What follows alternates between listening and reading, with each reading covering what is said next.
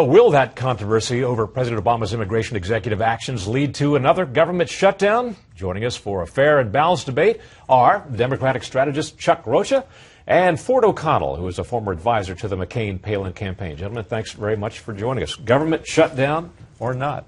Ford, we'll let you start.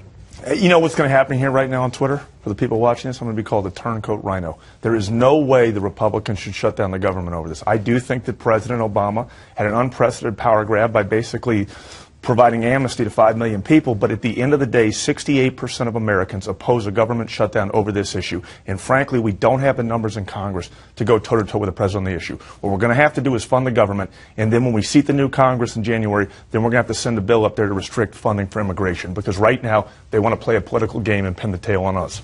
Chuck, government shutdown or no?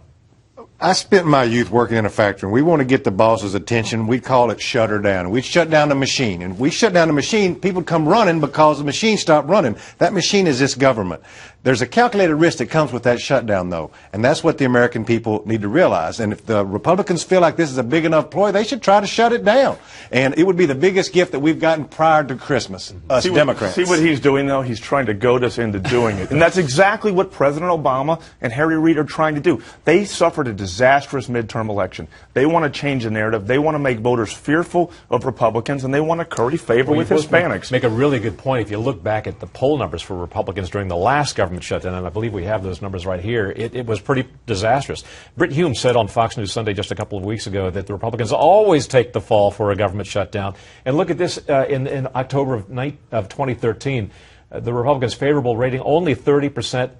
Unfavorable rating, 63%. That is the lowest in history. Well, we would be blowing away all our goodwill that we've actually spent a year building up. Right now, the Republican brand is more popular than the Democratic brand, and even, believe it or not, more popular than President Obama, at least those in Congress. So we are actually moving forward. The question is to keep the car between the two white lines. I think that there's political ramifications that go along with this. I think that if you're talking about the Latino vote as we look toward the presidential year of 2016, when you talk about 67,000 of those people who got executive actions are parents of U.S. soldiers. I can see the ads already running in the Latino communities. If you show Republicans shutting down the U.S. government to halt a bill that's not even amnesty, that even doesn't give legalization to these 5 million. What we do need basically immigration reform, but right now this is a political game going back and forth. And I agree with you. The idea of shutting out American soldiers, that looks terrible, but this is what's going on. And right now, unfortunately, as this game goes on, Democrats and some Republicans do not have the best interest of the American people at heart. And that's what I think people got tired of, and it's why we had... Ford, you know, this raises the point in my mind of why doesn't the GOP just cater to the Latino constituency. They're generally perceived as a natural Democratic constituency, but in fact, the naturalness of that constituency appears to go with the Republicans. They're strongly pro-life, deeply religious in many cases. Many of them have the entrepreneurial spirit, who find that their road to creating businesses in this country is often blocked by Democratic regulations. And part of it, well, you're absolutely right. This is where the Republicans should be making inroads. And by, what is it now, 2060, 1 in 3 U.S. residents is going to be Hispanic. This is the Shaquille O'Neal, the #1 draft pick for the future of demographics in the U.S. But here's what's happened here is Chuck's guys have wisely made Hispanics fearful of us. Then we trip on ourselves with the U2 generation. And frankly, what's going on here is not just basically making them fearful of us, they're misinforming them. And Republicans have not done a good job. They have to get out there and not just ask for Hispanic votes every 4 years, but every year. They have to make them part of the clause. Is that true? I just got back from Florida. My sister lives in there, huge Latino population. I'm a Latino small business owner. And I asked people last night, sitting at a bar where I do most of my case studies, and they said, we're trying to figure out who's going to actually work for us. We don't know if we trust either side, but it doesn't look good when you're going to shut down the government over an immigration executive order. There's an opportunity there for us. We have to take advantage of it, because at the end of the day, we're losing out to Democrats, and that's bad for America.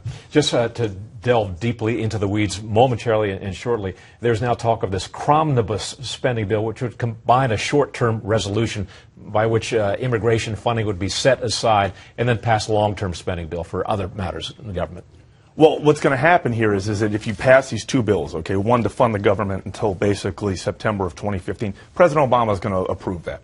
But if the second bill, he's going to knock it down. He's going to veto it, and that's why you have to wait for the second half of this bill until you actually have the numbers in Congress. We don't have the numbers. I think that the Republicans just had a lot of victories in November, and I think part of these guys feel like they have to give some red meat to their base because they feel like they need to be rewarded because they just won a lot of victories. And as a Democrat, I congratulate them on the victories, but the right side of the party, the base of the base that voted, say, we put you in office, and what are you going to do to satisfy our need? And I think you'll see a little bit of that. He's trying to goad us again into that shutdown, and that's not going to happen if we're smart. All we have to do is wait 1 month and we have the numbers. Do what you have to do. Chuck Rocha, Fort O'Connell, good to have you here. Spirited discussion.